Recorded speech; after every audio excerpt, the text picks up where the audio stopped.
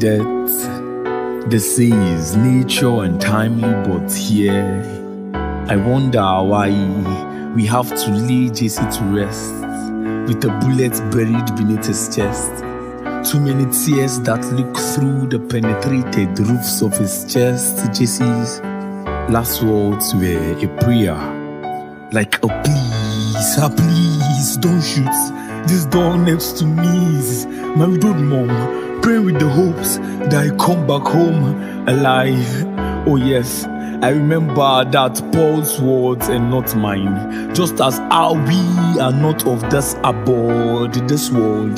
The sea is not our home, but isn't it funny how one visitor keeps sending others back home by pulling a trigger? You say the fact that one visitor sends another home before his time eludes me. So I wonder if someone will help me ask them if here is their home.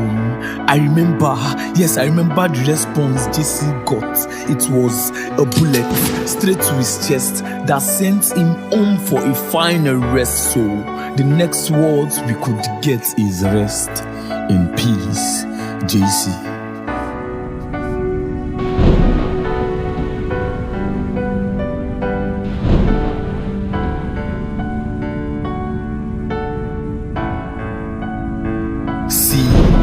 Enough triggers have been pulled on youths that have led us to enough pool of blood, so I'm tired. I've cried enough to understand in this country that have a 9 to 5, a government badge and also a paid employment. It answers every command from his officer, so anytime we leave our homes, we also pray it's not the last time we left, because every meal happened to be our last supper.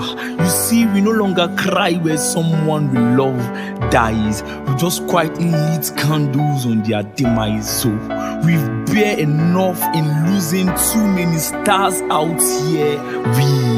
We're called early birds only when we arrive meeting and camps early, but here we arrive 6 feet beneath this world as early birds, like we're born to pay for the transgression of this earth. Even when we aimlessly fight for our rights, we are still left to take covers for safety. We're being triggered to sorrows. These sorrows flow through our timeline in place of water. So dear sir, please, it's never a crime to arrive wealth as an early bird. So please don't shoot.